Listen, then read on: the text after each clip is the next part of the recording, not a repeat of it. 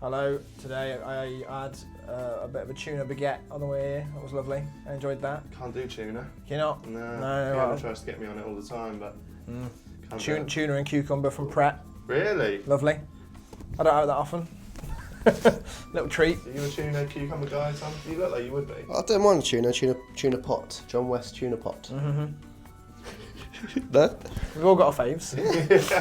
Different tuna, different needs. Hello guys, how you doing? It's me, JaackMaate. Welcome back yet again to the JaackMaate Podcast. This man's here again. Hello, are you right? Yeah, you always seem like I put you on the spot straight away, but you know I'm coming to you first. Yeah, I was ready this week. I'm good. How are you? Alright, wagwan. Wow, really well. You? I say wagwan to Hazel, and she responds by saying wagnon. And it always annoys me because I always wanted to be like, no, you should say nagwan rather than wagnon. Oh, the other way round. Yeah. And every time she does it just to annoy me. I thought you knew something I didn't. I thought nagwan was like the normal No, because it's like what's going on, isn't it? Yeah, he always goes wagwan to you too. That works. We're here with Jack Howard, if you haven't already noticed. Jack, how you doing, mate? All right, thanks, mate. How are you? Pleasure to have you on. Why is it wet? You said that last week. I did, yeah. Have you pissed on it yet? No, it's just sweat. Okay. Just pure sweat. You're nervous because we've got a big star here. Jack. It's been Oh, a me? while. Oh, right, yeah. This episode is sponsored by AQA, guys. So if you didn't know already, we bang on about it enough. All you got to do is tweet your. No, you haven't. You got to text your name, and you can text any word. If you want to know about your future, text future. If you want to know about your love life, text love. But we've texted the word future and Jack Howard to 63336. Is this all true? Oh, Are these all going to be true facts? I mean, they're not really facts, to be honest. No? Predictions? yeah. Yeah, predictions. And they're quite the fan of you. Oh, yeah. So it's a little wow. bit Okay. cringy, but we're... Are these just your opinions that you're like putting across? I don't know if they're my opinions. I mean, I think highly of you, but I'm not sure if I think this highly. No, go on. So text your name and a word to 63336 and you'll get one back like this. AQA say, the sky is the limit for the dream director. Jack and Hazel will dine out for years on stories of the early antics of this Oscar-winning legend. That kept going. Yeah. I thought I was climbing, Yeah. and then it reached a pit. Yes, it still goes. If you think it's going, it's not even... Oh, it's not finished? It's not even come yet. Literally, we are on the brink. Oscar-winning legend. Yeah. Who's won an Oscar and not been a legend? Maybe you can tell me. I know. Woody fuck Allen. all.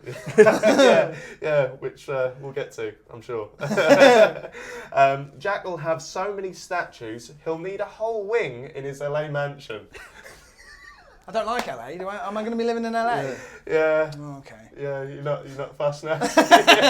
I'm going to have so many statues of Yeah. what? Of what? Yourself. Of myself. Yeah. I just reckon like- they mean awards, right? Sure. Oh, sure. Yeah. I'm Oh, going to have so okay. many Just statues. mini statues, Right, yeah. because I thought of me just as a knight. Do you know what I mean? Like those knight statues. Or what was Michelangelo? Is Yeah. it with the tiny cock? Yeah. Yeah, I know. But, so Your own wing. You have a wing though, so that's good. Yes, a I have my wing. own wing for do you it. call it wings? Wing. Halls, corridors. Yeah. Is that wing? I don't know. Let me know. Yeah, Let me know. but that's what they call it in like that's like the West Wing of the White Oh, House. Like okay. they call it, if it's a huge house, Right. they call it a wing. It's a wing. Jack's getting a wing. Cheers, AQA. How are you? I'm very well, thank you, mate. Yeah. When was the last time we were together? It was for your radio show, wasn't it? It was. Yeah. Fubar. Holy crap, that was a long time ago. That's wasn't a it? very long time ago. We're talking 2 years? No. Year and a half. Yeah, maybe about a year and a half. But still, that's ridiculous. You look well. Well, thanks very much. Is that all the... All the squash. Yeah. Is a squash man? Yeah, I have started playing squash, and whenever I tell people, they're always like, "It's a bit of a posh sport, isn't it?" No. I'm like, "Is it?" No, squash is real, and Yeah. it's so much cardio. Oh, man. It's great. I fucking love it. I Like, can't say I've ever played it. it's like it does sound ridiculous because it is just two men hitting a ball against a wall. Yeah. But like, it is like a lot of fun, and I find myself getting a little bit addicted to it. And What's the premise of it? Is it just like the rebounds? premise? It's not a story. All right, what's the rules? Is it just like rebounds? You've got to smack a ball against the wall, and then the other person's got to return it, and if they don't, then they lose. How's that posh? I don't know, but I think it's because it's been known for it seems like the sort of sport that two businessmen would play, and then they'd come out wearing towels around their you know, Right. shoulders and talking about prostitutes. And you didn't ever play it when you was in Nottingham, did you? No, I never played it before. I've only been playing for about 5 or 6 months. Since you've been a bit more successful. Sure, yeah, So there's a correlation. yeah. Does Tom Hanks and Big play it? Is this it's a kind of version of it? Yeah. Have you seen Big? Is that the piano? Yeah, the one where he dances on the piano. Yeah, but that's not squash. That's not squash. Okay, there's a difference. Jack, you obviously are an actor, a director, a YouTuber, an editor. Yeah. How would you, in a sentence or two, how would you define yourself? How would I describe myself? Break that all down into... I never know. It's always when you get into conversations with taxi drivers, which I always hate, and they ask you, what do you do? And I go, I do stuff online, I've written and directed, I'm also an actor, and I've done radio, and I don't know, I would just describe myself as someone who creates. Like, it's like Donald Glover talks about how, like, these days we don't really put people into boxes about what they do, because if they do, then that's a restrictive thing. He, as a creative person, goes, okay, if I want to tell this story, I think it works best if I do it in an album, or if I tell this story, it works best if I do it as stand-up. You know, and that's sort of how I am approaching it, but really I'm just making it up as I go along. Right. Like, I'm completely just going, right, I sort of fancy doing this. Do this now. Yeah, now I'm a squash player. Like, exactly, wherever it takes. It's a bit different, that one, but it's working out all right so far. Do you try and do all the things like, do you have one stage where you're really into this and you're neglecting that, or do you manage to keep it all going? Well, I'm absolutely, like, what I would like to do forever is be a director. That is the thing that I would, like, kill to do every day. But I think that I really enjoy performing, and I enjoy writing stuff as well. So, like, all that other stuff, it sort of comes with it. But for me, like, writing a script only is to get to the point where I get to direct it. So I only write to be able to get to that stage. I don't find myself neglecting it. I find myself not being able to do the thing I love as much as I'd like to do it. So it's all the other stuff is just sort of to keep me going. And sometimes it's, you know, we all do stuff to just pay rent. So I do presenting jobs or things like that occasionally just to be able to, you know, get by. Would you say that that's your forte? That's what you're best at? Or, directing? Yeah, just because you love it the most. I would like to think so. I really would like to think so, because I think it mainly comes from being a control freak. That, like, I feel like what's in my head is the best thing for, if I believe in, you know, a project, I feel like what's in my head is the best direction for it. Yeah. But that's just, you know, egotistical and narcissistic, and but, like, you know, I hope so. What kind of director are you though? Are you kind of like, you know, you get the directors like arm around the shoulder going, that's good, but do you have a certain kind of style? I feel like I'm still finding it, because I've only directed the small videos for the Jack and Dean channel, or occasionally for Tom Scar, and then the 2 series that we made, which were much, you know, more like a proper directing, because, you know, I had people like Jessica Hines and things like that to work out, and also I think as well, directing isn't just talking to the actors, it's basically just, it's communicating to everybody, the singular vision, if you want to put it that way. But I think with actors, I'm learning now to sort of trick them into sort of doing it like it's their own idea, rather than coming over and being like, it's really, really bad. I don't know if you've ever been on a set where someone's come over and been like, don't do it like that, because as an actor, when you get told, like, don't do that again, and I have had that, and it feels a little bit like, oh, I'm doing something wrong, and then you don't get confident, you lose confidence, and then in your next performance you feel like you're not doing it right. So I always try and keep things positive. Is that not really hard though? Because say you're directing something and someone is just shit, or not shit, because you probably wouldn't work with them if they were shit, but they're just not doing it quite there. Every time it's just they're not getting it. How would you tell someone, really don't do it like that? Yeah, I think it would be like, I think we'd probably take a break from it. We've done that before. We've taken a break from the scene and worked it and said, okay, let's try and find, like, something's off. And you try and blame it, like, because I'm in the scene a lot of the time, I try and blame it on me. Right. I go, I'm not feeling this at all, and then we make it about that. But a lot of the time I say, like, we've got a version of that, now let's try something a bit more like this. Like, you try and make it seem like we're trying shit out, rather than just like, I'm not quite getting what I need. Like, you know, you don't want to. You just don't want to put anyone off. Bring it back to me. I do that quite a lot, and I think you sometimes have a go at me for that. Like, not have a go at me, but like, because if I'm, do you know what I mean? I'll often put the blame on me. Like, if we've got a guest and it's struggling, like say I ask a guest the question and they're struggling to find an answer, I'll go, oh, sorry, it's a shit question, and I'll be really like, do you know what I mean? Like, even though it's like, the question makes sense. But I think that's a really good way of doing stuff. Like, I think you just figure out, I think, directing and anything like that, interviewing is the same. It makes you get more experience talking to people and how people respond, and it's almost like a psychology. Like you try and figure out what the best way is, and everyone's different because like every actor's different. Like when I was working with Jessica Hines, she loves to improvise. So sometimes she would go so far off script that I feel like the scene isn't doing what it needs to do anymore. Right. So I let her do it, and then I rein her back in. So you can't just tell her not to do it because she wants to do it in her own way. She wants to define what she thinks it is. So you sort of let her off the leash, and then you sort of pull her back in. And that only works with her, and I haven't really had that experience with anyone else. Right. So you're quite a polite. I think you have to be, especially because as well now, like as a young filmmaker, like talking to somebody like Jessica Hines, I want to learn from her. Yeah. So like I don't want to be like telling her no. Do you know what I mean? Yeah. But then she started coming to me, which was nice. She started being like, Jack, is this funny enough? And I was like, you're Jessica Hines. Yeah. You should know what's funny. Yeah. But she was asking for my opinion, and I thought that was amazing. Do you think is that quite hard thing? Because no disrespect to you, no, you're very much at the start of your career. Yeah. Like, so do you find it hard to put yourself on the same level as people at that? I do. Because obviously you must look up to them. You're not Christopher Nolan yet. You can't say no. Do you know what I mean? So do you find it? Do you know what I'm trying to say? Do you find it hard? Yeah, I do. Yeah, I find it difficult to sometimes to communicate what I want if they're not doing it the way I, you know what I mean? Like if they've taken their own thing with it. Actually, one time I said, Jess, do what you want with this line, and she was like, well, I like the script. That's why I'm doing it. You know, just something like that. And I was like, oh yeah, of course. Like sometimes I can be confident enough in the work itself, you know, in the script or something to make them do it that way. Right. And when I was working with Jacob Anderson, who is also known as Rally Ritchie, and he's in Game of Thrones, he plays Grey Worm. He came in for a day for an episode of season 2. Working with him was really, really easy. Like this is what I mean about how different people are. Like when I was working with him, because I was in all of his scenes pretty much. As directing it, I sort of like let it go a little bit because I had a co-director who, because I was in it so much, so he had to basically oversee it. He really let go. I really let go of the directing responsibilities and just let myself be in the scene, and that actually really helped from a directing point of view to shape what it was.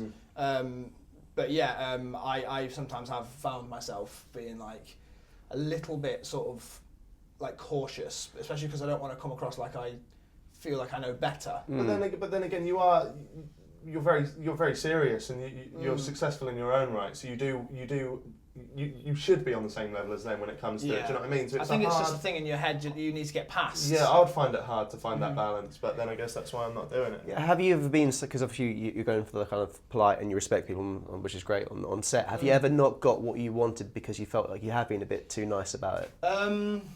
Something like that, yeah. There are a few scenes that I wish I could have done again from season 2 specifically that I like think but when I'm in the moment as well, I sometimes don't know what it is that's wrong with it, and then when you look at it later, you go, I know what I could have done now. And I think that what that is that I try not to think, oh, I messed that up. I try and think that, okay, next time I'll know what sort of thing I'm looking for when that sort of thing happens. Totally, just learn. But I definitely have. It's less like I've been too nice and more like I didn't exactly know how to communicate what was wrong with it, in my opinion. And certain things as well, like sometimes like how something's shot doesn't quite work for the humour that you're doing. Like sometimes, like in the first episode, actually, this is the scene in the first conversation with Jack and Dean and Marv, which is Jess Hines' character. In episode 1, I don't think it plays very well. I think it feels almost really weirdly constructed, and we were going for a sort of awkward, she wants to be friends with them and they don't want to be friends with her, and it's a sort of awkward thing. Because of the way it's shot and the way it's all edited together, it almost feels like we're sort of faux constructing that awkward scene, rather than like in The Office, when they're playing it in one take and you can feel that everything's silent and, you know, and there's moments. Rather than that, it's because it's cutting around, it almost feels like it's, I don't know, it feels too forced. Yeah. So I wish that like I hadn't gone for that sort of vibe, because then when they're more snappy and they're sort of the sort of the dialogue is more pithy and they're sort of, you know, talking over each other, that works so much better in the way that it's shot. So I'm learning that sort of stuff as well. You're quite, because you do directing as well, don't you? When you're on music video shoots and stuff, you're quite cutthroat.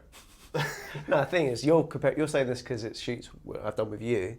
and you've come in, Yeah, and I've said, come in and have this prepared, and you'd come in and you'd have nothing prepared. so then I'm like, then I'm in that mood. But I wouldn't be with people who I respect that. But people with just like, you know, who come on and they've done their bits, I'm not like that. I'm the same. Like, if your guys' relationship is anything like mine and Dean's, Dean responds most to me because we've worked together forever. Right. But like, directing Dean is easy for me now. Like, I know exactly the sort of person, the sort of actor he is. So like, if something's not quite right, I can absolutely just sort of make it a me and him situation, and just be like, and sort of like get it out of him. Yeah. But like with other people, I don't feel like I have that relationship yet that I can do that. But I think eventually I'll just know that that's what I have to do. I have to go over to everybody and sort of have a little private chat. And that's when you know you've perfected your trade, because you can do that. Well, an element of your trade. An element of it, yeah. So for anyone who doesn't know who Jack Howard is, Jack, you're part of a comedy duo. Yes. Jack and Dean, which is weird. Oh, you've got the same name. Yeah. It's a fucking no. I've seen it. Yeah. I've seen it written down. We've known each other for 10 years. That joke has been and gone. Yeah, it's like when I tweeted yesterday, I'll get your Twitter questions in for Jack Howard. They were like, oh, how does it feel that you got the same name? Oh, I hadn't thought of that one. I've just noticed. Oh my God, look at that. I actually wanted to get on to how we met and stuff, because it is a weird one, because obviously in this crazy YouTube world that we're both in, you do come across a lot of different people and you make different avenues and stuff. But I don't know if you know that. Maybe I've mentioned it before, but me and you, we spoke way back. Yeah, long time ago. Very much when our channels were in their infancies. Yeah. It was essentially because my sister, I'd posted like 2 YouTube videos at the time. Fuck no, on my mum's webcam. So trying to be a vegetarian for a week to impress a girl at my school. And my sister had searched my name into YouTube and found us and found That's these boys. Funny. And then she was like, she come running through. She was like, because I had never seen like a duo on YouTube before, especially vlogging and doing that kind of stuff. But yeah, I think you had like a black sheet in the back. Yeah. And then you two were just in the early days, there's a YouTuber. He's called Mitchell Davis. Yeah. He's Live, Love, Live. Yeah. And we were definitely sort of very inspired by the way that he would create his vlogs. So we would just sort of try and copy that style a little bit. Yeah. I think at the start everyone's copying everyone. Absolutely. Trying to find their style. Absolutely. Like, it goes for every piece of art. Yeah. Like everyone's just trying to go, oh, I like this and I like this, and then make their own thing from that. But yeah, it was mad, because she came running in. She was like, "Oh, check these out," and I don't know why, but I was. Well, it's going to sound like I'm mugging you off now, but go on. I really couldn't. I was so compelled by it, and I loved it so much. But it was almost nothing content. Yeah, like, exactly. It was just 2 lads talking, and that's for me, that sums up why YouTube is so successful. There's many things I watch on YouTube to this day where I'm like, I don't know why I like that. I do. But you remember the first ever Summer in the City? Well, my first ever Summer in the City. The one in the field. Yeah. It's changed a bit, hasn't it? Yeah, it's changed. Is that the first time we met? I think that was. Right. I went to London on the coach, and it was like my So did me and Dean. Yeah, first the coach to Victoria. Yeah, much cheaper. And I went with Westy, and we met you, Dean, and the moustache guy, Adam. Yeah, Richmond man. Yeah. Man, I haven't seen him in years, but we occasionally will like, just a Facebook interaction or something. But like, I haven't spoken to him for a long time. But there's no bad blood or anything there. We've just grown apart. Right, fair enough.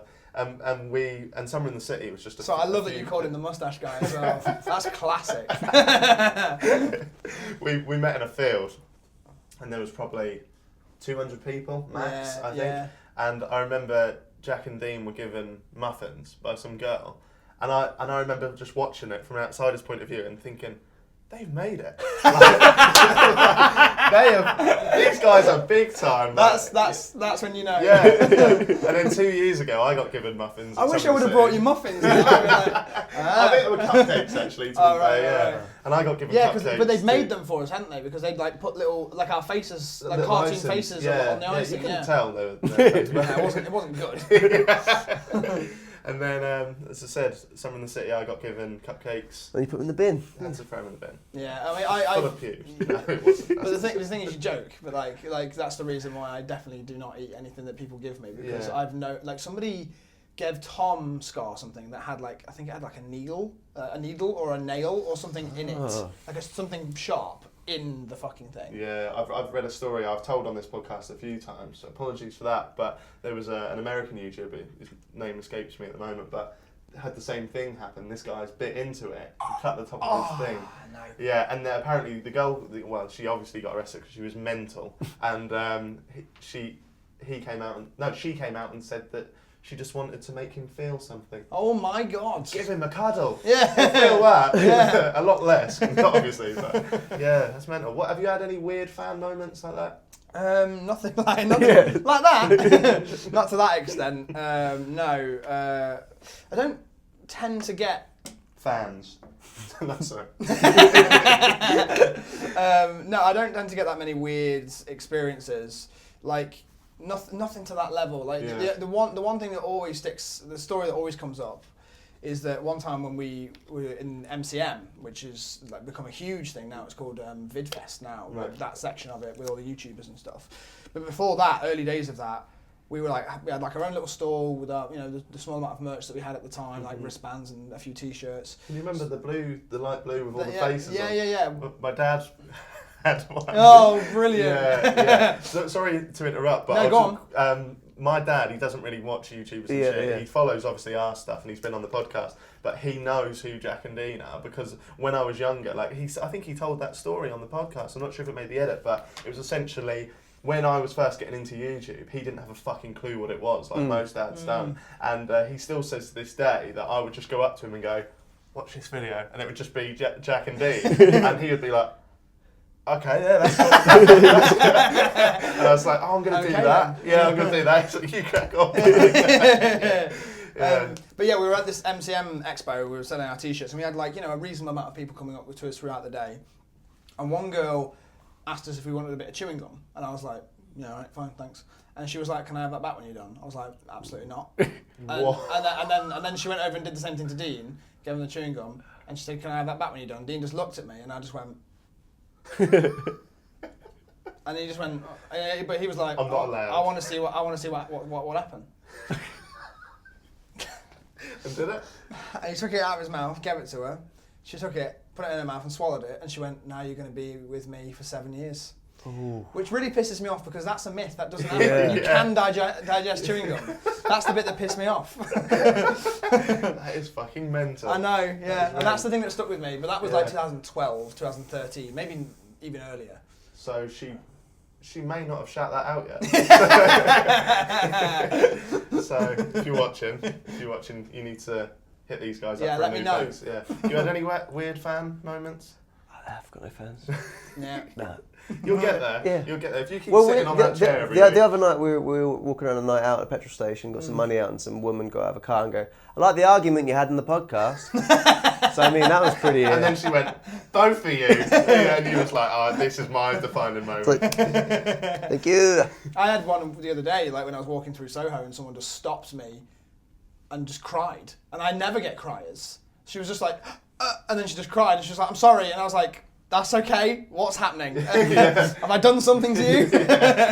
Fucking hell. Have you ever had a crier? I've at Summer in the City, but Yeah. that you kind of expect them there. Do you know what I mean? That's like I've never really even had it. I had someone. Wow, there's an infamous fainter who goes to conventions. I don't think she's really allowed anymore. Right. But she used to faint, but not really. Yeah. And then she'd get brought to the top, and people would then obviously be there and be like making sure she's okay because we're all decent people.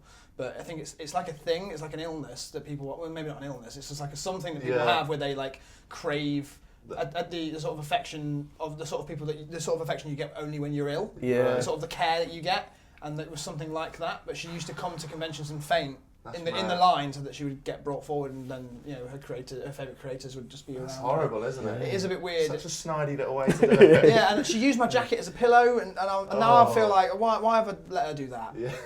Put my jacket on the floor. But maybe you didn't know at the time. I didn't know at the time. Because if you knew, I'd have a little kick. Yeah. Get up. No, Jack, that's not her. That's a proper one. Get up. That's a proper one. One thing I get, you probably don't get this, but at Summer in the City, because I'm quite outspoken on YouTube, and especially in the earlier days, was a bit frivolous with what I said. Like a lot of people And what would you call it now?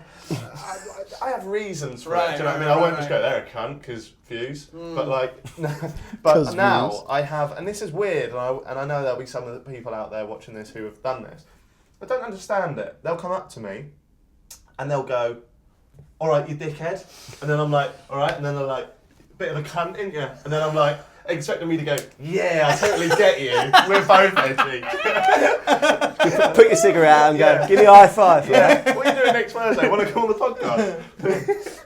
But that's very strange. I would just hold that. I'll just go, do you know what a performance is? But I get that like on Twitter and stuff like that where people call you an asshole or whatever, but they think they're being funny. It's like, I know you haven't developed a proper sense of humour yet, but like just insulting somebody isn't a joke.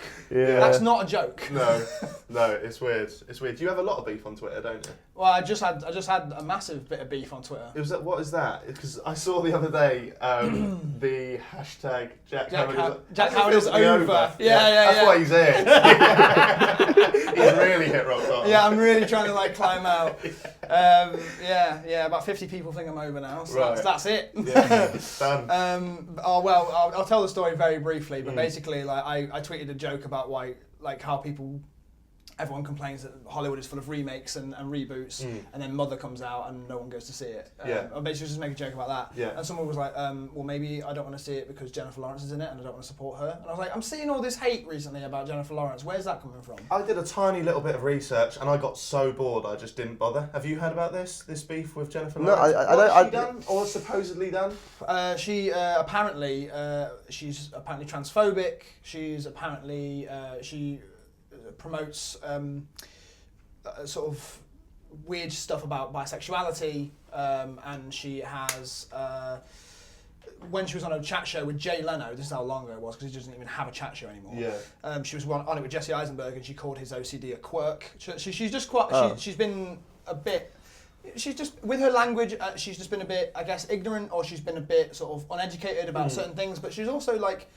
I've met her. She's a very awkward person. So when she's in those situations, I bet she just blurts things out or whatever. It's not a massive excuse, but like, it happens. It's not the worst thing. It's not the worst. It's not worth hating her for. No, I don't think. I think people are digging there. Yeah, that's what I was basically getting at. I was like, I don't think this is worthwhile of hate. I think that's half the reason people like it because she's doesn't seem very media trained. She seems very she has personality in an interview. Absolutely, Seems a bit vulnerable as well. Yeah, but people like the fact that she seems honest and stuff. And yeah, maybe she's the wrong language here and there, but like it's I don't think it's ever coming from a bad place. The more famous she's got, I think the more eyes have been on that, and the more people can like twist that the way they want to twist it. Yeah. I also as well, and I don't really know how to argue this, but I feel like this sort of hate that I'm seeing about Jennifer Lawrence is a little bit sexist because it doesn't happen to actors. Like it doesn't like in the way that I'm seeing like. When a new X-Men's coming out or a new any sort of Jennifer Lawrence, but there's always comments that I'm so tired of Jennifer Lawrence, and it's like you don't get that about Chris Pratt. Like no one's like he's in just as much stuff as she is, and no one goes like oh god, freaking Chris Pratt again. Yeah, like it's just that's so loud. You've got an email. It's Chris Pratt. Fuck off. Yeah, is that another job? But anyway, yeah. So what happened was that, and then I argued against it, and then people were just like telling me that like. I shouldn't be so dismissive of people telling me like the problematic things that she does, and I was like, I just don't agree. I was just basically saying things like, I don't agree with you. You can have your opinion. I can have mine. Yeah. And then somebody said to me, somebody said, "Oh, you bet you'll be supporting Woody Allen next." And I was like, I just laughed. I was just like, "Fucking hell, we're getting here, are we?" And I was like, I actually do like Woody Allen's films. And then I stupidly, I used a Twitter shorthand and I said, I just don't approve of his, doesn't mean I approve of his lifestyle. That was a shorthand for me basically saying I don't approve of his marriage to his ex-partner's adopted daughter. Yeah. Which is a strange situation. Yeah. We can all agree that's weird. Yeah. But everyone was like, Jack Howard thinks that child abuse is a lifestyle. And I was like, oh, cool, this is happening now. But even if you do, you've said, I don't agree with that Yeah, lifestyle. sure, yeah. Some people were just like, it's not a lifestyle, it's a crime. And I was like, yeah. And then I let sort of 12 or 24 hours pass, and then I saw somebody like, because I deleted everything, because I was like, I don't want to keep seeing this horrible stuff in my mentions. It was horrible.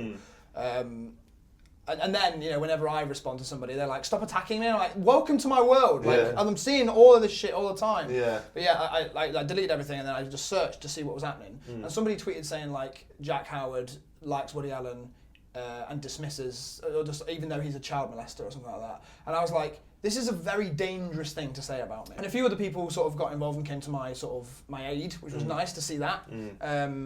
But and then we discussed the fact that like his the case about him, you know, potentially being a paedophile hasn't been confirmed. Yeah. Like he's never been convicted for that. Right. So it's, in my opinion, it's a grey area, and I'm totally there for like believing the victims that have come forward. But if you look into it, which I don't think the many people that have tweeted me have, definitely not. like there is just as much evidence for it as there is against it. Right. And he has been convicted, so like whatever. But like, and then it turns into this discussion about like separating the art from the artist. But the last few days of my Twitter have just been a burning fire. How are you with beef? Are you very reactive, or can you kind of sit there? Is it? I'm quite bad. Yeah, get the red mist. Like I do, like, but it's just I don't know. I feel like I start looking for a fight. That's how I feel. I think I've learned my lesson this time. Like, it's never been this bad, and especially because it feels unjustified to me, because it feels like, oh, that was really about nothing, and look at all the hate that came my way. Yeah. Imagine if I was like PewDiePie and I'd accidentally said the N-word. Yeah. Imagine that. Yeah. Like I can't even imagine. Yeah. It's mad. I completely get where some people are coming from, but a couple of months ago, I tweeted about something I'd done, some cool thing I'd done. Maybe it came across a bit too braggy, but that's part of my act anyway. And some guy put back, and it just got to me. Like, and he put back something along the lines of, "Yeah, you're welcome, you cunt. You only get this shit because I watch your videos." So I put back. I hate that stuff. I put back. I appreciate my audience, but I only get this shit because you watch as a collective. You personally have almost no different. And then like a few other people were coming back going, "So does this mean that me individually, or like I have no difference? I don't change it. What if everyone said that?" It's like, yeah, but I'm not having a pop at you, am I? The nice ones. I'm having to get this guy who's just called me a cunt. Yeah, like, yeah. There's a bit of a difference. Yeah, like literally, I had like during this whole thing, like a lot of people had Dan and Phil profile pictures. Yeah. So I made a jab. Somebody said like something to me, and I was like, "Okay, Phil," and I just said that, and they didn't like that. they didn't like that. So that went mental. But then they were like, "You should respect your audience because we pay your rent." Yeah. And I was like, "No, you don't. You have no idea how I make money." But also like you, again, it's like you don't, because you probably don't watch my videos, and also that has not that much effect on my rent. Yeah, exactly. Don't you feel that goes back to they did like that because they wanted you to react? And it's like, it's that trolling mentality of just like and it's also I don't know what it's called. There's definitely a phrase for it about like this sort of creation of drama is sort of a trend at the moment. Yeah, and like with like even with that girl gave the cupcake with the thing in it, want to make you feel something. If they've made you angry, they just want to know they've affected your day. Your life. The amount of times as well. Have you ever had it where like on Twitter, somebody will say something to you that's maybe a little bit more sort of like they know you, that they're like sort of prodding at you, and then you respond being like, okay, and they're like, "Oh my god, I didn't think you'd see this." Yeah. What? That's strange. That happens all the time. On the YouTube comments as well, because I reply to quite a lot of comments. That, "I can't believe you actually replied. I'm only joking." And what, when you said, "I hope your mum dies in a house fire"? Like, which part of that is a joke? Do you know what I mean? Yeah. Well, I got a bit out of order that day. I wish I would. Fuck's sake. Blackery beef. Oh, here we go. Is that real? Yeah, it is, yeah. Because you screenshotted it and went, I didn't think it was real. I was like, that can't be real. I thought it was jovial. Is that not? No, we don't get on. Fair enough. Like, so that we're not mates, and I don't, personally, from my point of view, I don't feel like I've done anything to her specifically. Yeah. I've made some jokes about YouTubers not writing their own books, which is just general. We've all done that. We've all been there. Nothing specifically at her. Like, obviously, Hazel's my girlfriend, and Hazel made a joke like because Alan Rickman and Emma Blackery's hamster died on the same day, Right. and then Emma was upset and she was like, first Alan Rickman and now this. Right. And Hazel found that funny and was like, no, you can't compare a hamster to Alan Rickman. And then she got really offended by that. But then they made up with that on camera, apparently. Right, okay. And she was like, she forgave her or something. Yeah. And then, she... Sorry, I thought, I don't mean to laugh. I genuinely thought you said Alan Rickman's hamster. And I was like, oh, you can compare them. Yeah. But I just realised you said Alan Rickman. Alan Rickman. Yeah, maybe not. The person. Yeah, okay. The actor. Okay. The national treasure. So that's where that started. Right. I had nothing to do with that. Yeah. I didn't even see it happen. Right. But then, You more recently... killed the hamster, didn't you? Yeah, it was me. In the night, like, slit its throat. How big's his throat? Anyway. But yeah, and then recently, I don't even really know, but occasionally I would just because I don't follow her on Twitter, and she's blocked me now. Right. But like, occasionally I would just sort of through shared audience, someone would at me in something that was clearly I tweeted about me, but it wasn't. She didn't say it was about me. Yeah.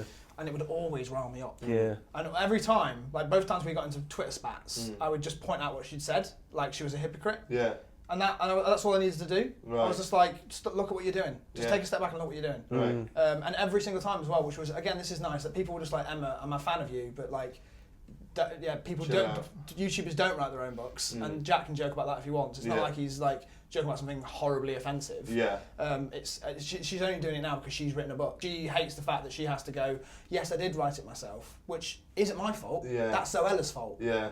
Yeah. But don't blame me. I'm just joking about it. Yeah. And the other time was something about this like stupid Radio Times poll that was going on about like the online personality of the year, and it was like me and Dean versus Carrie, and her and Louise made some sort of like jokey thing about it. Like Louise made a joke about how like Carrie's a better friend than me now. It was a silly bantery joke that I got. I understood it. Yeah. But then Emma jumped in as somebody who. So you and Louise are cool. Me and Louise are cool. Yeah, we're fine. Like, but then like Emma jumped in and said some sort of like snide thing about Dean. Dean then messaged me. I was like, so Emma Blackery is texting me at the moment, being like, she's asking me about games and stuff, and I don't really want to talk to her because we've spoken like twice in my life, and she's trying to act like she's my best mate. Yeah. But you're my best mate, so I don't know what she's trying to do here. Yeah. But yeah, like, then essentially like that shit hit the fan, and I also as well I complimented Beth and Ledley on her new single a couple of months ago, and said this is real world good, not YouTube good. Right. Which was basically just me saying, well done, you're rising above the platform that you've come from. Yeah. Because we all know there's a lot of shit on YouTube. Yeah. But Emma Blackery thought I meant that about her, and I was like, Emma, I don't think about you. Yeah. And now she's taken that upon herself. So every now and again, I don't follow her. I can't. She's blocked me. But every now and again, now she'll tweet something about being real world good because she thinks that I meant that about her. It's a very strange situation where like I've never come at her, but she's come at me, and all I do is respond. It's mental, isn't it? This hierarchy within the YouTube. It's playground stuff, isn't it? And it's I don't want mad. it. Yeah, no, I was with my dad when the last one happened, and I was just with my dad, and Hazel texted me being like, some stuff's happening on Twitter, just try and ignore it. Yeah. And I looked at it and I was just like, oh God, this is so annoying. Why is this coming at me? Yeah. And it's one of those things where like I didn't ask for this. There's nothing I've done that's invited this sort of drama into my life. And it's strange because like we had Josh Peters on the other day, and then we thought that kind of was you agreed to disagree, and it kind of left it as, you know, in other circumstances we'd all probably get on quite well. Yeah. Well, essentially he came on and you guys out there, they loved it. Do you know what I mean? There was no shitty diss tracks. We sat here and we argued, and there was no name calling, and we both had good points. And then after the camera went off, Josh turned to me and he was like, "Oh, it's so annoying because I knew I'd like you as well. And I like you also." But he has to come and defend his friends, and that's fine. And then we left, and everything was good, and I've DM'd him about it, and I even said he in a way he's made me rethink my opinions on some of the stuff that I stood by, which is great. Because that's the way that discussion should happen. Yeah. Right here. Yeah. Face to face, having a chat about it. If you've got something to say, typing shit out. You can't ever articulate. Even if you're trying to say something nice, sometimes it can be read wrong. Yeah. Exactly. So and then yesterday, I was a few people tagged me, and it was similar to your situation when you couldn't read the tweet because the person's blocked you, and then it was like, oh, this is clearly about you. And it was like Ollie White was involved in it as well. So I was like, for fuck's sake. So I just logged out to see the feed. And then Josh Peters had basically tweeted about Ollie's merch, and then he'd tweeted again saying, only buy this merch if you want to. I don't want anyone to feel exploited. I don't want it. And just basically reference it. And I thought we'd left that in the room. I was quite surprised. But then if he said it to you, you might be like more jokey tone. It's like it's so hard to read tweets sometimes and think you're looking for that to be snide. You want it to be snide. But it was a bit like I thought that was done. You're right. Sometimes you do bring your own perceptions to stuff, and you're just like, I'm quite a cynical what you just person. said. You're looking for that to be snide.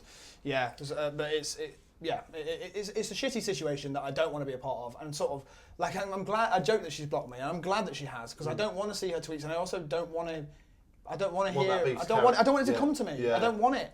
So it's really made me sort of like rethink like me as a as an artist or a creator or whatever. Like what sort of person do I want to be? Do I want to be the sort of person that's on Twitter all the time? Is it healthy for me? Like do I want this sort of stuff? Do I want the opinions of strangers constantly in my brain? I feel like it's a bit dangerous at the moment. Like it can make or break you. I think that's one of the reasons why Crabsticks stopped doing things, because I think he felt too much pressure. Charlie McDonnell as well. I think that they sort of break under the opinions of people. Yeah, they were two of the best at what they do. Absolutely. Yeah. What would be the argument of you keeping Twitter then? I think that I think that it's one of those things where I want to keep Twitter because I enjoy sharing stuff. There are some things on there that I enjoy. It's just sometimes when those uninvited things happen, and they've been happening more recently, that's the argument against it. I think that what I would do now is basically just try and be even less personal, and try and sort of keep things like at arm's length, just so I have that control. Sure. What do you feel, and don't sugarcoat this because it may affect, because you think it's what I do as well, but what do you feel about YouTube drama and channels that specifically rake in views by speaking about like topics such as Keemstar and things like that, and even my channel of late, I speak about things that I know are relevant. What's interesting is that I think that you and Keemstar aren't on a similar level. Right. I think that Keemstar, I don't really watch his stuff, so I don't really have an opinion. But I'm not interested. Yeah. I don't have an opinion as much as like if some people enjoy that's fine. It's the same as celebrity culture and people buy magazines to find out who's sleeping with who or whatever. Or the thing that people have been photographed doing stuff on the street. Yeah. It's like, yeah, sure, people are interested in that. Whatever, I'm not. Yeah. I watch your videos though, and I'm interested in the stuff you've got to say because I think you've got an interesting point of view on something. I think you've got an opinion on something rather than just here's a fact and here's what's happened and let's speculate. Yeah. It's not that. It's you're having an opinion on the culture of YouTube and how some people are and aren't using it in a way that you approve of. Right.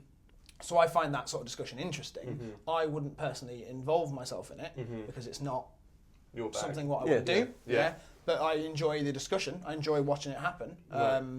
But yeah, I with this whole Woody Allen, Jennifer Lawrence situation, there's a website called We the Unicorns. I think that's what it's called. I always confuse it if it's called We the Unicorns or We Are Unicorns. Yeah, something like that. I'm familiar. But they wrote an article about that it had happened, this whole like Jack Howard is over party thing. Right, yeah. And I was like, oh, for fuck's sake. So when it was about me, I was like, God, it's just being perpetuated and we're just fucking continuing to talk about it and I just want it to go away now. But luckily the article was actually quite sort of like nicely put and it was never going like, ooh, drama about Jack. It was actually just talking about what had happened and trying to sort of like almost summarise it to sort of set things straight for people who didn't know about it. So they would just go, oh, that's fine, and then move on. Right. But the idea of like perpetuating drama, the idea of like stirring it up, that to me is like playground stuff. TMZ kind of stuff. Yeah, fuck off. Yeah. Right. Yeah. So I want to move away a bit from the drama and stuff. I like it. I think we've covered that. Yeah. We've done that bit. Our podcasts are, we speak about it quite a bit, as you can imagine, and I never really wanted to be that, especially with a guest that has done so much, such as yourself. So talk to me a bit about your relationship with Dean. How did that come about? Was that through school? Through school, yeah.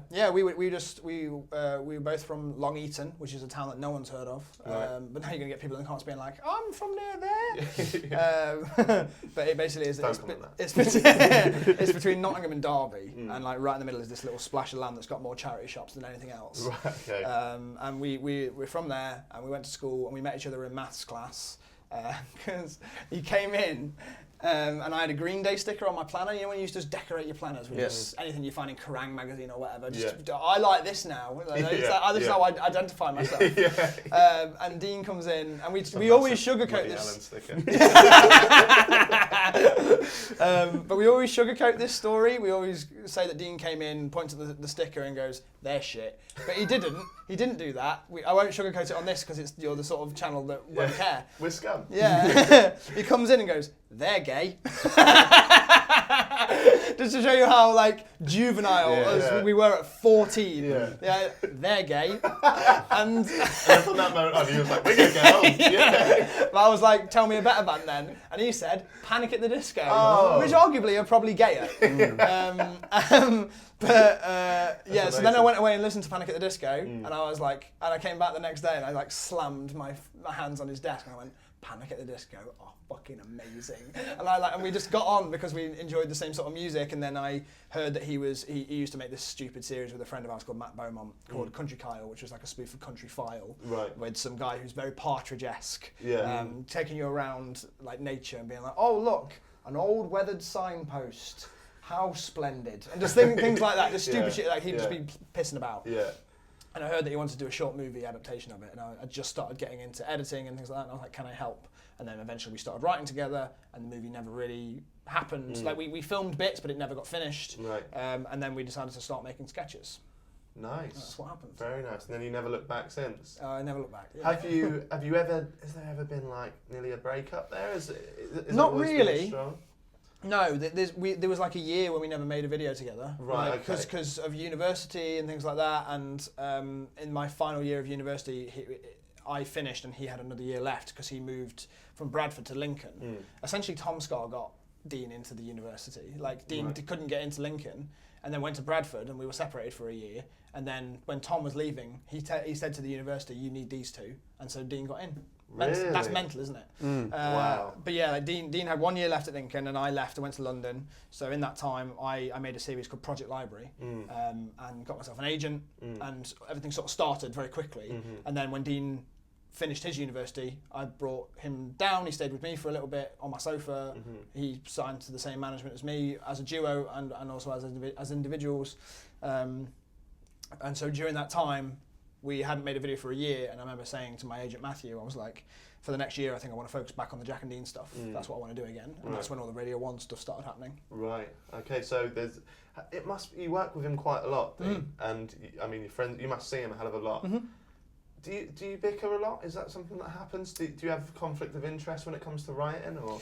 Not really. No. We've sort of like we've hit a point now where, like, if one of us doesn't like the other one's idea, we won't go no, because that's not helpful. In a writing room, it's constantly about building on building and building and building. But like, it's always about like hearing what the other person's saying and trying to workshop it and then blending it into something else. And if you don't like something, but we're also not like precious enough to be like, yes, I think that will work.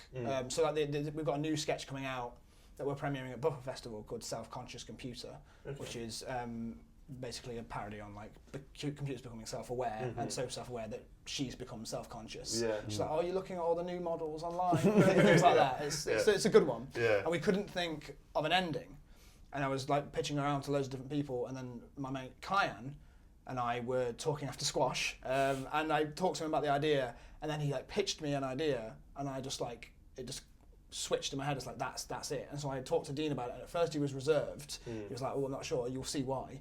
But like he was like, I'm not sure. And then the more it settled and the more he sort of thought about it, the more he came around to, okay, let's do it, let's do that. I think that'll be good. And I actually think it is the strongest ending we could have come up with. So it's different every time. And also now we work a lot with Paul Neefsey, who's a writer that wrote our series with us. And so we work with him on the sketches, and also I've basically got a bunch of people who I always send scripts to. Yeah. People like Mike and Jacob. I called him Mike up. Mike and Jacob Truman, the twins, Yeah. who I think are incredibly funny. I also send it to.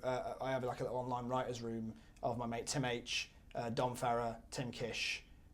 And myself, and I send it to that Facebook conversation. Very and strong team. We just punch up jokes. Yeah. So Nazi Bar was made out of like me and Dean writing a draft and then just sending it to that writing room and being like, okay, let's punch up jokes. And then people pitching like for Nazi Bar, like all the gags that were on the menu, like all the drinks names, like they were all just fun. I could tell you who came up with every single one. Oh really? Yeah, and like the original joke as well, like when I'm at the bar and I ask for a drink and I accidentally do the salute, it was going to be me doing that and then me sort of retracting on my own, hoping no one noticed. Yeah. And then I was like, it's not strong enough for me for some reason. There's something funnier in that. And then Dom was like, well, why don't you have it that you salute and then everyone salutes with you and then you retract. And I was like, oh my God, that's so much funnier. Yeah. Like, so like it's just, I've got into the mode now of when we've written something, I'm not precious about sharing it with other people so that they can like strengthen it. It's like having a writing room. Totally, that's like the worst thing when you write something and then someone puts an opinion and you're like, no, because I want it to be my opinion. Yeah, exactly. And like, because definitely working together and just changing things and adapting is always going to make it stronger. Of course. Yeah, and I think that making the series made that better for me, especially working with someone like Jessica Hines who improvises all the time. Yeah, sure. It's about like, okay, how do we make this the funniest it can be when we get there on the day? And still like things obviously can change and adapt and whatever, but like just knowing that the gags are the funniest that they can be. And I think as well, what you were saying as well, like people saying, oh, this is my idea, I want it to be my thing. Like, I think that British people, British writers are more guilty of that than Americans are, because Americans have, 20 episodes per series and they have an entire team of writers constantly pitching in ideas all the time. And we don't do that because our series are shorter, but I also think that means our gag rate is lower. It doesn't mean our shows are not as good because The Office and The Extras and Catastrophe are incredible shows that are made by incredible people. But I just think that sometimes if you know funny people, why not try just because it basically needs to work like a funnel. That like you can't just you are right that you can't just say no, but you should. Like to some things, like when the amount of things that get pitched, you should be the funnel that understands what should get through the other side. Because otherwise, you're just going to end up with a mass of jokes that don't correlate. That's like the funnel thing. You hit the nail on the head because when we were writing for that little sketch channel that we did for a brief period of time, there were some really good jokes in there. But Tom's humour is quite weird, isn't it? It's like I wouldn't say Mighty Boosh weird, but it's quite. How would you describe it? So Dean's humour is really weird. Right. Dean's humour is very strange. And as you probably know, like the YouTube audience won't always get the weird. So do you find that sometimes you have to?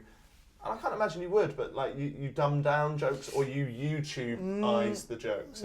Sometimes you go, okay, this needs to be a bit more internety. So, for example, the one I can think of, we did a sponsored sketch for Free Fire a couple of months ago called Living Room Shootout. Okay. And mine and Dean, because it's all about imagination and people having guns and things like that, and we didn't want to go down the spaced route because Spaced perfected that sort of thing. So we tried to make it as different as we could. And the original ending that me and Dean loved, that we thought was really, really funny, this was Dean's idea, was that like it was all about them fighting over, it was originally about them fighting over the last slice of pizza, not the last chocolate in a chocolate box. Yeah. But when they got to the last slice of pizza, they were going to open it and it was going to be gone, and then it was going to cut out, and they were going to be in like a warehouse, and they were going to be homeless, and they were going to have imagine the whole thing. Yeah. And that was Dean's idea, and I could see it. But then I realised it's a cartoon ending. That's an ending for a cartoon. Right, okay. If you do that in real life, I mean, maybe somebody could, but because I knew I was going to be directing it, I didn't know how to do that. I didn't know how to visually put that joke across so that it was going to be both revealing and funny at the same time. Yeah. So then we just changed it to be a bit more internety, that like Dean shoots me with a real gun and he actually has a real gun and everyone else has imaginary guns. Yeah. And then like the ending, they celebrate that they've got another layer of chocolate, the entire other layer, and they all celebrate while I go, get me an ambulance! And which I think in a way like is a more sort of punchy, sort of like grabbing ending. Yeah. But like the other ending would have been slower and more sad, and it would have taken a lot of time to do, and we wanted to sort of do this as quickly as possible.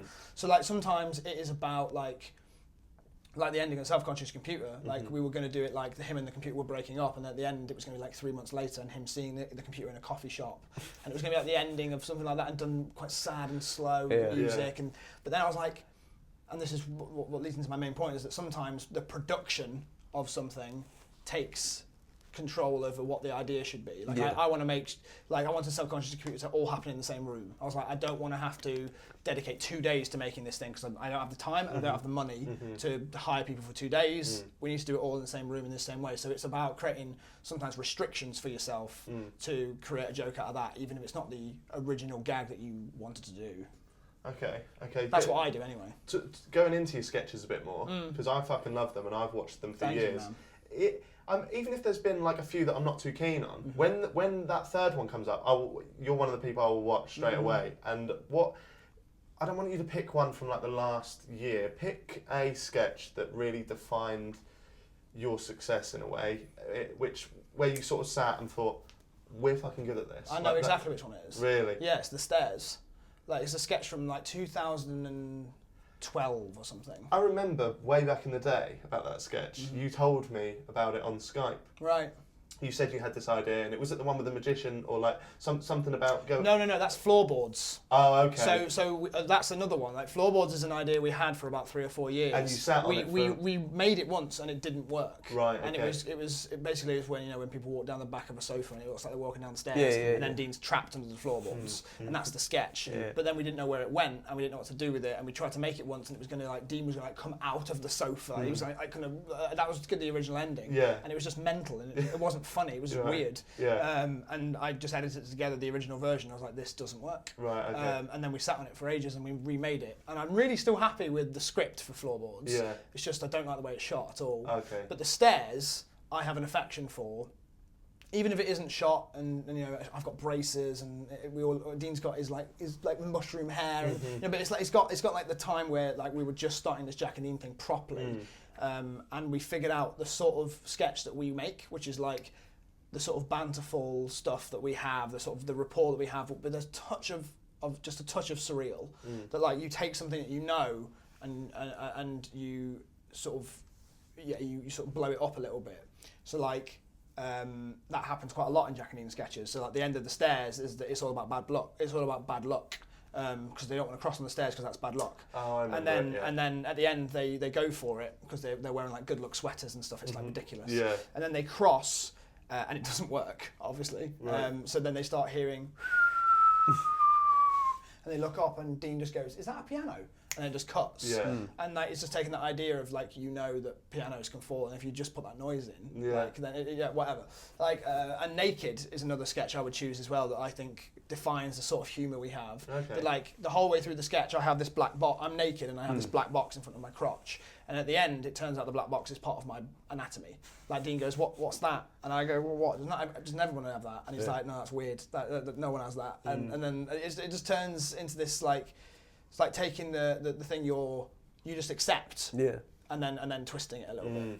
I also have an affection for another sketch called Ghosts Aren't Red, which was I think sort of like if I was going to pick a point where we like went from The Stairs to another generation of Jack and Dean, I think that Ghosts Aren't Red is that, where it's like a lot of gags, we're sort of moving around the house a bit. It almost feels like a little episode, rather than a sketch. It feels like Jack and Dean are at a party. And I think that's because you've got a lot of extras involved as well, and stuff. The production budget obviously went up and stuff like that. And it's less about a concept of just Dean is walking in on Jack naked or Jack and Dean are trapped on the stairs, and it's more like Jack and Dean are at a party, and we're going to discuss the sort of societal sort of like things that happen at a party, or like the themes of like stuff like Halloween, like the sexism of Halloween, that like girls' clothes are like this and boys' clothes are like this, or like there's actually a joke where someone yells out social commentary where Dean's like trying to figure out like the sort of if he's really a ghost, and he's like, well, what if we are really dead, and then we show that, and what if everyone else is dead,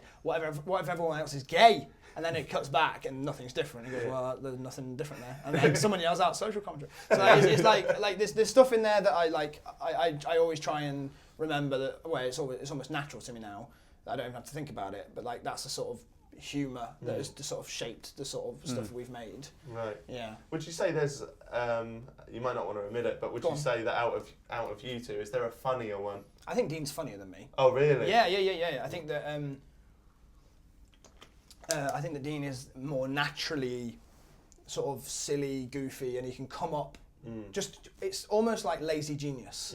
Like sometimes I'll be struggling with something, or even if we're not even thinking about it, if we're just in in a situation, he'll just say something and I'll just fucking write that shit down. Yeah. Because like because that's why the dynamic works, I think, as well, is Yeah. that like he can just spew stuff and I'm more logical and I'm trying to. It basically is like what our characters are in the show and in the series and in the sketches. Is like sort of how we are in real life. Is that he's the sort of more sort of silly, lazy, sort of more childlike sort of one, and I'm much more serious and that sort of stuff. Yeah. But I absolutely think of comedy almost like a science. Like I've figured out, like I don't think I'm as funny as Dean is in like conversations. Whereas like when I'm scripting and I'm writing comedy, I think I know how to construct it and I know how to use gags and bring them back and I know all the rules and I've tried things out that do and don't work and like I say, like because I'm directing stuff, like for example the Shredder, which I think is one of my favourite sketches as well. I knew immediately I wanted to film that like Parks and Rec or like The Office. Like I wanted to film it with that sort of zoomy, sort of like docky sort of style because it wouldn't have worked to film it traditionally. Like it needed to feel almost like a sort of real situation. Yeah. So those sort of things I'm picking up on and like I know how to present a joke. I know how to do that sort of thing. And perhaps Dean might not. Dean has a more sort of like unfiltered, sort of like natural sort of like raw. Like it's never changed. He's never sort of like tried to learn how to be like. How do I be funnier? How do I get this sort of stuff? And like I think about it that way, and his is just more natural. Yeah. Do you think that then would he be able to do stand up better than you would? I think he'd be great at stand up. Really? I really do. Yeah. I think I'm much better scripted than I am not scripted. I think Dean just has a natural way with like talking about topics. I think he'd be amazing at it. I think he struggles a lot with his confidence. And I think he will try it one day. We've done shows together on stage, and he's always been great. And I think he always, like, there was a bit where I was off stage and he just did his own little bit on his own as if it was going to be his show, and it was great, and it really got a lot of laughs. And he feeds off that crowd, like he in a way that I don't. Like he'll really sort of like respond to the way that the rhythm goes. What do you mean you don't? In a way that like. He'll be able to like find the beats, like he'll be able to improvise around the way that the crowd are responding to stuff in a way that like I prefer to rehearse the rhythm and then find it in that way. Like I'm not terrible at it on stage, and I do like the response of having like a live audience. I personally just find performing live a bit more stressful than making more like than filming stuff. But like I think that Dean really does like come alive sometimes in front of a crowd and like just watching it happen. Yeah. Because he gets so nervous beforehand as well. And then when he's out there, it's like he's the king. Yeah. And that's when you know you've got something. Yeah. You've got something. Sometimes if I've done a celebrity interview and stuff before the camera goes on, because I think my interviews are very different to yours. Whereas you do junkets, you're there to find information and stuff like that. I'm literally there to steal. Yeah. I want to like learn. Yeah, you want to learn. Yeah. Where if I'm sat with somebody I admire, I'm just there to take the piss. Yeah, the Ollie Murs one was fucking great. Thank you, mate. Cheers. You have so much chemistry with him as well. Yeah, I think a lot of it comes in the guest as well, doesn't it? So I think before the camera's on, I kind of get the sweaty palms where I know it's like, okay, I have to be funny here because this isn't just a traditional interview. But and I can't really write the questions. I do have the questions there, obviously, but I always write them on the way to the thing. I never write them the day before, just on the train on the way there. And when the camera's on, I think if to blow my own trumpet, I think it's the improvised things that are a lot funnier. So I don't know. I wouldn't be able to do what you do in terms of writing.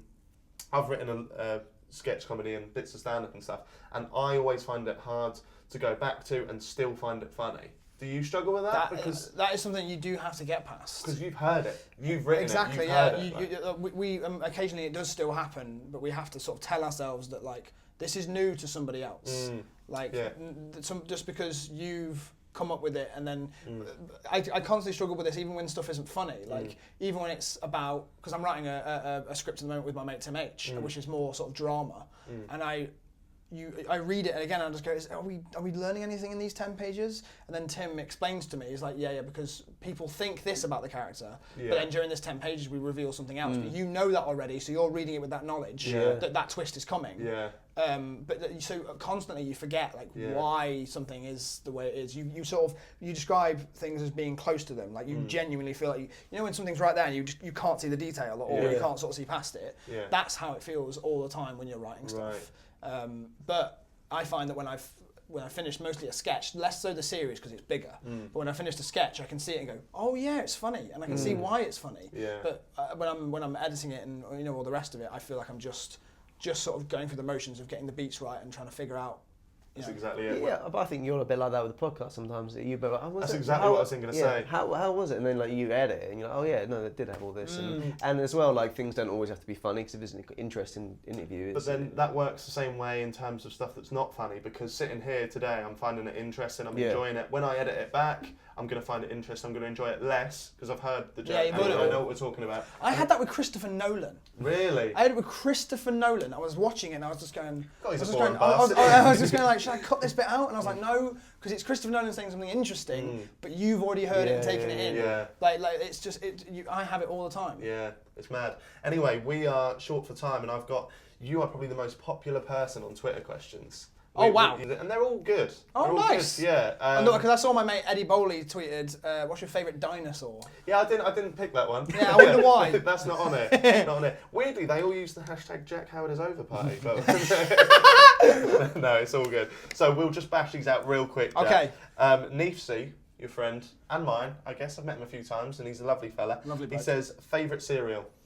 That's a joke, because we were talking to him recently about how upsetting it is to be at panels at VidCon or whatever, and then somebody comes and goes, do you put the milk in first or the cereal in first? And it's like, why do you want to know that? What? I'm making films, Cam. Of all the things you've seen me do, why would you want to ask me that? I like Special K though. Okay, cool. I do like Special K. What are you going to go for? Special K. I like Sugar Puffs. Okay, I'm a Crave. Yeah. Crave challenge. What is that in my mouth? It's a nail. It's a nail. Baker Brother TV says, a lot of directors often tell the same story in their films. They do, yeah. Or have a theme. What would your story be? What would your theme be? I started to notice it, actually. So far, mine is about, a guy who doesn't know where he belongs in the world. Right, I've noticed that quite a lot. Is it it's about... Misfit. It's about someone who just doesn't... With the expectations of society and all that sort of stuff, they don't know what sort of job to get or whether they belong or that sort of thing. And I think that has been my consistent thing throughout stuff. Okay, it's not bad. That lends itself to many stories, I'm sure. Mm-hmm. Can you explain this selfie? Well, it's not a selfie, it's a photo. It's the Jennifer Lawrence photo. Oh, of me doing this? Yeah. How's that come about? What's the story behind that? So I don't even know why, but the people behind Mother invited me and Hazel to go to Paris to have an intimate dinner with Darren Aronofsky, and I was like, "Fuck yes!" Wow. I don't want to come across like I'm bragging, but I managed to have an intimate dinner before with Ron Howard, so I know that those situations are fucking cool, and it's amazing. So I was like, absolutely, I would definitely go. I'll cancel anything that week, and I'll go. Yeah. And it turned out to not be an intimate dinner with Darren Aronofsky. It turned out to be an intimate dinner. And then Darren Aronofsky showed up for about 10-15 minutes, and then he had dinner. So that's what it was. So I was a bit annoyed that that's the way it happened, and I was a little bit sort of falsely told what it would be. Yeah. But it was very, very cool because I didn't know that Jen was going to be there. Yeah. So Darren and Jennifer come into the room that we're in, and Darren's immediately just going over to people and just saying hello and whatever, and Jen's going around being like, "Hi, I'm Jen. Hi, I'm Jen. Hi, I'm Jen." And she's like, wow, it's like the first day of school. And then she finds her way over to me and Hazel, who are just leaning on a table because we're everybody's going to be going up being like, "Oh, hi Jennifer, hi Jennifer." So we were just we're just going to stay out of the way because I don't want to be like that. But she finds her way over to us and just leans on the table with us and just starts chatting.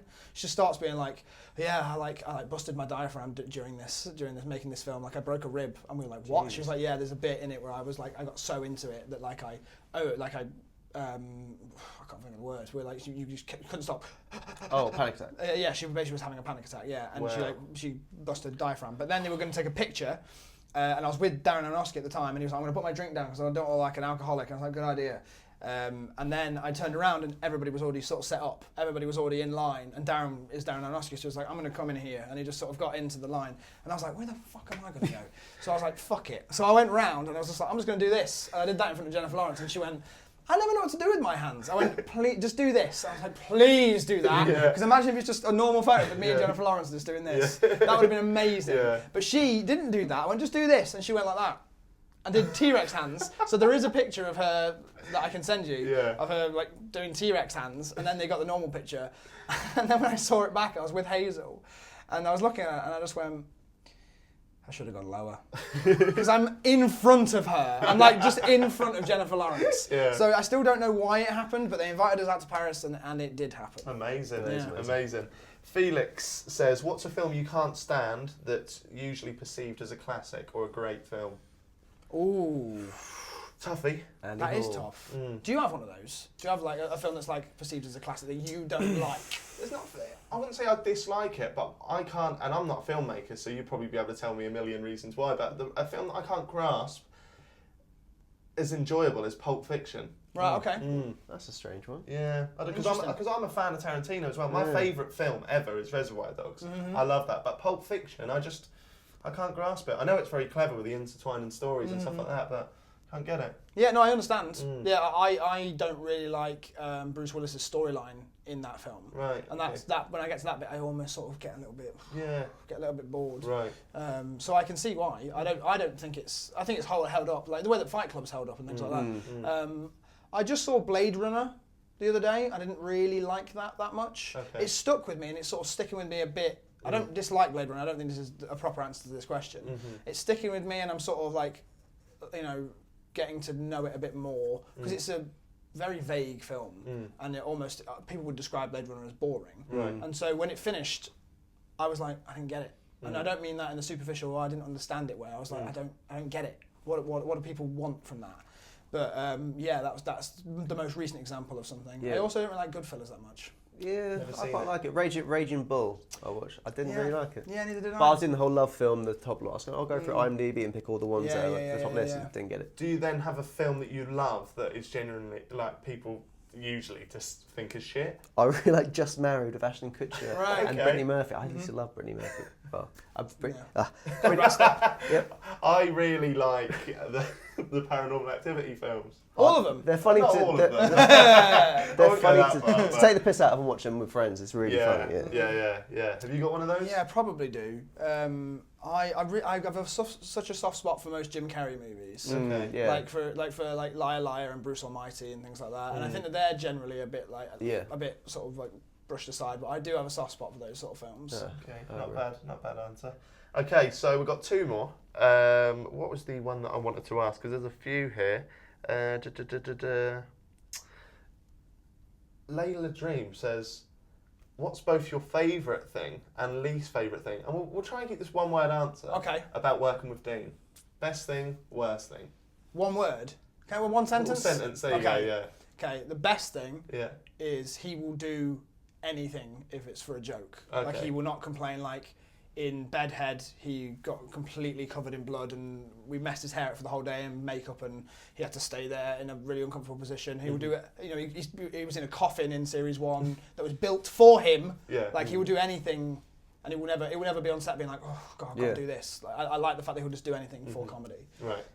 The worst thing about it is he's a bit lazy. He's massively lazy and he's a fucking lazy motherfucker. He just is. And sometimes it's difficult to sort of get him to do certain things or get hold of him even to sort of like do stuff, so that can be a bit frustrating. Okay, fair points. And finally, what's the key to Jack Howard's happiness? At what point in your life? If you let me fucking know. Okay, how about this? If you're 80 years old, you're looking at your career, what do you need to happen between now and then for you to go, I was successful? I did a right week. I think I need to have just been making stuff that I want to make. I don't want to be somebody who peaks too early and then goes out, just really, really quickly. I'd like to be able to just be making stuff forever. Right. Like, I think that even though I don't particularly like everything Ridley Scott has done, I think he's a really, really good example of someone who just keeps making stuff. He's 80 years old and he just keeps making movies. So I think there's something like that. Like, he's not an Oscar winner or anything. Like, you know, his film has won an Oscar. He directed Gladiator, which won Best Picture. But like, I think just to be able to just make stuff. I think I want to be able to go, I did all I could do. I mean, that's what I would like. Very good Do you have an answer for something like that? It's a big one, that, isn't it? Yeah, it's a tricky one. To look back and be like, yeah, I lived my life properly. But I reckon that will probably change for me. Yeah. The older I get. Yeah. No, I think we'll leave it. I don't think I need to answer. I think No, I don't want to answer that. Yeah, you know, it's quite a nice answer. Jack, I think you're the first guest. We've had a lot of great guests on. I think you're the first guest where I could have easily sat here for double the time and carried on chatting. So we'll have to get you on again soon. I'd love but to, it's been an absolute pleasure. Jack Howard, check him Thank you out. very much. I didn't even really touch on your great sitcom, Jack and Dean of All Trades. Oh, so thank you, man. where can people check that out? You can go to Full Screen to check that out. It's a platform that's like Netflix, but not as good. I can say that now because I'm not making shows for them anymore. But like, yeah, there's a free trial if you want to see it, and there's a few episodes on our YouTube channel on Jack and Dean if you want to see them just for a taster. All the links down there. Thanks, guys. Thanks Cheers, a lot. Jack. Cheers, guys. Cheers, man.